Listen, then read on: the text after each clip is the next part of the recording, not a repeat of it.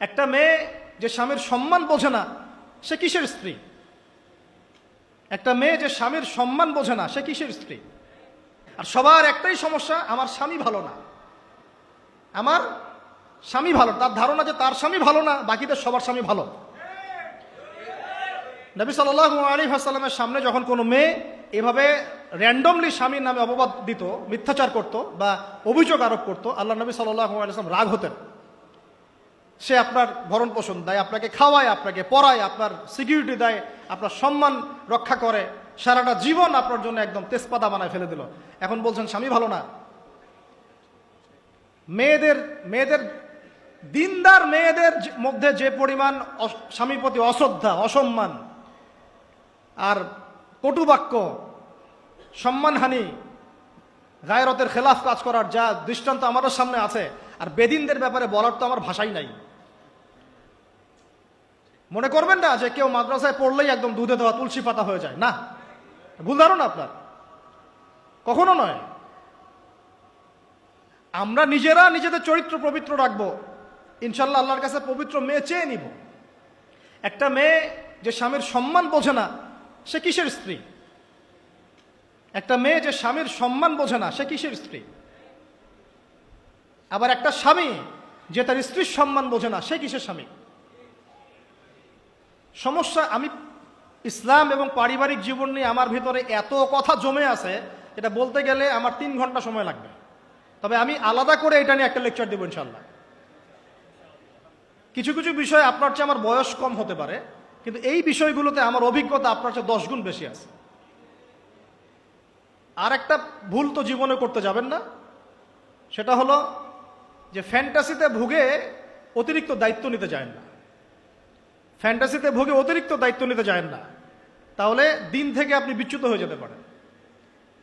স্ত্রী হবে কেমন? কোমল, নমনীয়, শুনবে, আনুগত্য করবে। যে কথাগুলো কোরআন সুন্নাহর মধ্যে আছে এগুলো শুনবে, আনুগত্য করবে, স্বামীর সম্মান বুঝবে। সারাদিন স্বামী বাহির থেকে কষ্ট পরিশ্রম করে বাসায় ঢুকে, তার চেহারা দেখলেই যেন সব পরিশ্রম ভুলে যায়, এমন হবে স্ত্রী। ঘরে ঢুকেই খাটাস খুটুস, কথা নাই, বার্তা নাই, ঝগড়াঝাটি, হ্যাঁ, খাওয়া রেডি করা, যাও খেয়ে নাও। আপনারা কি মনে করেছেন? নবী করিম সাল্লাল্লাহু আলাইহি ওয়াসাল্লাম বলেছেন, আল্লাহর পরে যদি আমি কাউকে সেজদা করার আদেশ করতাম, আমি মেয়েদেরকে বলতাম তারা যেন স্বামীদেরকে সেজদা করে। এখন তো আপনারা সব তসলিমা নাসরিনের ফ্যান হয়ে বসে আছে।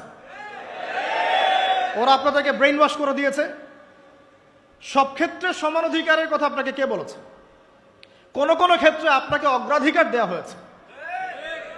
আপনি খুঁজছেন সমান অধিকার, আর ইসলাম দিয়েছে অগ্রাধিকার। কত বোকা আপনি! কোন কমন সেন্স নাই, ননসেন্স। বাসায় ঘরে ঘরে প্রবলেমসগুলো চলতেছে, ঘরে ঘরে। কেন এত বেসবর? কেন এত আনুগত্যহীনতা? কেন? কথা শুনতে হবে, মানতে হবে, বিশ্বাস করতে হবে। সম্পর্ক শুধু ভালোবাসার বলে টিকে থাকে না, সম্পর্ক টিকে থাকে একে অপরের বিশ্বাসের ফলে, একে অপরের শ্রদ্ধাবোধের উপরে, একে অপরের সম্মান বোধশক্তির উপরে। এগুলোর উপর সম্পর্ক টিকে থাকে। সৌন্দর্য, ভালোবাসা তো আজ আছে কাল নাই। বিশ্বাস, রেসপন্সিবিলিটি, সবর, ইতাআত, এগুলোর উপর সম্পর্ক টিকে থাকে। তখন ভালোবাসা এত লম্বা হয় যে দেখেন অনেক চাচা চাচিরা আছে এখনো, বৈবাহিক সম্পর্ক হয়তো 40 বছর, এখন পর্যন্ত কোনোদিন ঝগড়া লাগে নাই। এমনকি ওই চাচিকে আপনি বলেন যে বাসার থেকে অন্য জায়গায় থাকতে, ও স্বামী মরে গেলেও ওই স্বামীর ভিটা ছাড়তে রাজি না। বলছে না, আমি আমার এই স্বামীর ভিটা ছাড়তে রাজি নই। এই তো 40 বছর আগে জেনারেশনটাকে আপনি দেখেন, আর এখনকার মেয়েদের জেনারেশনটাকে আপনি দেখেন। কিসের সেকুলার ঘরের মেয়ে আর কিসের মাদ্রাসার মেয়ে, সবই একই অবস্থা। ইল্লা মাশাআল্লাহ, ইল্লা মাশাআল্লাহ। এখন এগুলোর ফলশ্রুতিতে যখন দেখা যাবে যে কনফ্লিক্ট তৈরি হচ্ছে, তখন আবার দেখা যাবে কি আইন কানুন, সমাজ, পরিবেশ সব মেয়েদের পক্ষে। দিন শেষে আপনি দোষী হয়ে যাবেন, দিন শেষে দোষটা আপনার ঘাড়ে এসে পড়বে। মানে সমস্যা ক্রিয়েট হতে হতে হতে হতে এমন একটা জায়গায় যাবে যে তখন আপনি রিয়্যাক্ট না করে থাকতে পারবেন না। তখন যদি আপনি কোনো রিয়্যাক্ট করে ফেলেন, সব দোষটা তখন আপনার ঘাড়ে গিয়ে পড়বে। এভাবে আস্তে আস্তে পরিবারগুলো ভেঙে যাচ্ছে। ভালো লাগছে না, আল্লাহ পাকের নেয়ামত ভালো লাগছে না। আর যারা দিনদার, যে স্বামীরা দিনদার, পরহেজগার, মোত্তাকি এবং দ্বীনের পথের পথিক, তাদের জন্য স্ত্রীদের ভূমিকা কেমন হওয়া উচিত? স্বামীকে স্পেস দিতে হবে, তার মাথাটাকে ঠান্ডা রাখতে হবে, তাকে আল্লাহর জন্য ওয়াকফ করে দেওয়া লাগবে যে আমার স্বামী আল্লাহর জন্য, আমার স্বামী উম্মতের সম্পদ, তার যেন কোনো পেরেশানি না হয়, তাকে যেন এক গ্লাস পানিও ঢেলে খেতে না হয়, সে ওই টাইমটা যেন আল্লাহর দিকে দিতে পারে। এতে আমিও জান্নাতে যাব, সেও জান্নাতে যাবে ইনশাআল্লাহ। পরিবারগুলো এইভাবে হচ্ছে না। কিছু কিছু বিষয় আমি নিজেও খুব ফেড আপ। আবার অনেক সময় আমরা যারা আছে, আমরা আবার স্ত্রীদের উপর অনেক বেশি কঠোর হয়ে যাই। এত বেশি কঠোরতা দিয়েও আসলে পরিবারকে শক্ত করা যাবে না। নরম হতে হবে, সবর করতে হবে, ধৈর্য ধরতে হবে, তবে সব কিছুর একটা সীমা আছে। ওই সীমা অতিক্রম করে গেলে তখন কি আর করার? তখন আসহাবুল কাহাফ হয়ে যেতে হবে।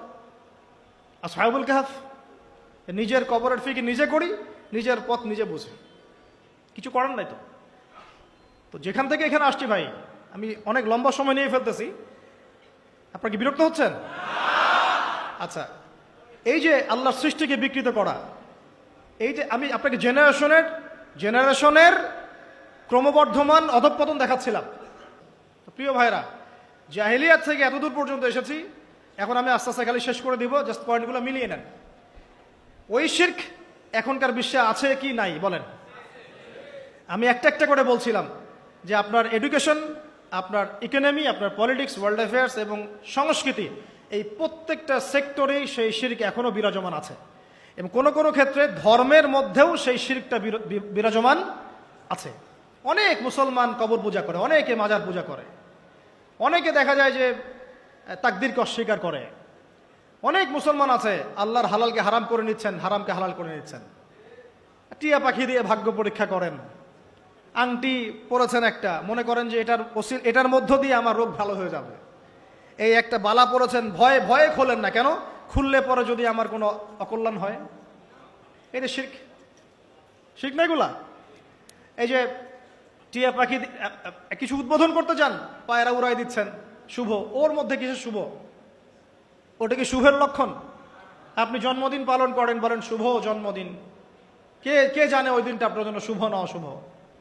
এরকম হাজার হাজার শিরক আছে, আমি বলতে গেলে অনেক সময় চলে যাবে, ওইদিকে বাদ দেন। প্রত্যেকটা ডিপার্টমেন্টে শিরক আছে। কিতাবুত তাওহীদ বইটা পড়ে নিয়েন। কোন কিতাব? কিতাবুত তাওহীদ। আর নসিহত যেটা করতে চাচ্ছিলাম, যে এই পুরো বিশ্বটা শিরকের উপরে আছে, আইয়ামে জাহিলিয়াতের মতোই।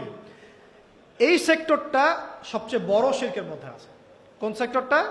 এই যে এখন যেটা বলছি, আল্লাহ পাক আদম আলাইহিস সালামকে কি বলেছিলেন ভাই? ভুলে গেছেন? খলিফা। কি বলেছিলেন? খলিফা। আদম আলাইহিস সালাম এভাবে জান্নাতে থাকতে লাগলেন, শয়তান রিসিভ করলো, এই যে নেমে আসলাম পৃথিবীতে, ঠিক আছে? পৃথিবীতে নেমে আসার পরে আদম আলাইহিস সালাম কি আল্লাহ পাকের বিধান ছাড়া অন্য কোনো বিধান ফলো করেছিলেন? কথা এবার বুঝেন। আদম আলাইহিস সালামকে আল্লাহ কি বলেছেন বলেন? খলিফা। কি শব্দ? খলিফা। তিনি এখন পৃথিবীতে আসলেন কিভাবে? ওই যে জান্নাতে রাখলেন, ফল ভক্ষণ করে ফেললেন, ইবলিস সেজদা করলো না, এই যে চ্যালেঞ্জ করলো, আস্তে আস্তে ফল খেয়ে ফেললেন একদিন, ব্যাস আল্লাহ পাক আর জান্নাতে রাখলেন না, যাও পৃথিবীতে চলে যাও। তওবা করলেন, রব্বানা যালামনা আনফুসানা ওয়া ইল্লাম তাগফির লানা ওয়া তারহামনা লানাকুনান্না মিনাল খাসিরিন, আল্লাহ মাফ করে দিলেন। কিন্তু জান্নাতে থাকা হলো না, এবার পৃথিবীতে থাকো। পৃথিবীতে তিনি থাকা অবস্থায় কি আল্লাহর সাথে শিরক করেছিলেন? আল্লাহর বিধান বাদ দিয়ে অন্য কোনো বিধান মেনেছিলেন? আল্লাহর বিধান বাদ দিয়ে অন্য কোনো বিধান দিয়ে তিনি কি তার পরিবার সমাজ পরিচালনা করেছিলেন? তাহলে আল্লাহর খলিফার কাজ কি? আল্লাহর বিধান দিয়ে নিজেকে, নিজের পরিবারকে, নিজের সমাজকে, নিজের আওতাভুক্ত যারা তাদেরকে পরিচালিত করা। আমি কি বুঝাতে পারছি? আল্লাহর খলিফার কাজ কি? আমার সাথে বলেন। আল্লাহর বিধান দিয়ে নিজে চলা, নিজের পরিবারকে চালানো, নিজের সমাজকে চালানো। এটা কার কাজ? আল্লাহর খলিফার কাজ। যদি আমি এখন নিজেও শয়তানের বিধান দিয়ে চলি, নিজের পরিবারকেও শয়তানের বিধান দিয়ে চালাই, নিজের সমাজটাকেও শয়তানের বিধান দিয়ে চালাই, আমি কি আল্লাহর খলিফা থাকবো না শয়তানের খলিফা হব? বোঝা যাচ্ছে কথা? আচ্ছা, এবার আল্লাহ পাক আরো একজন নবীকে খলিফা বলেছেন। বলেন কোন নবীকে? হ্যাঁ বলেন। আরো একজন নবীকে আল্লাহ পাক খলিফা বলেছেন, তার নাম দাউদ আলাইহিস সালাম। কি নাম? ওই সুলাইমান আলাইহিস সালামের বাবা। সুলাইমান আলাইহিস সালামের বাবা। এই দাউদ আলাইহিস সালাম এই জেরুজালেম থেকে 40 বছর বিশ্ব শাসন করেছিলেন। কত বছর? কোন জায়গা থেকে? এই জেরুজালেম থেকেই। তার পরবর্তীতে তার সন্তান সুলাইমান আলাইহিস সালাম তিনিও 40 বছর বিশ্ব শাসন করেছেন এই জেরুজালেম থেকে। দাউদ আলাইহিস সালাম আল্লাহ পাকের খলিফা ছিলেন।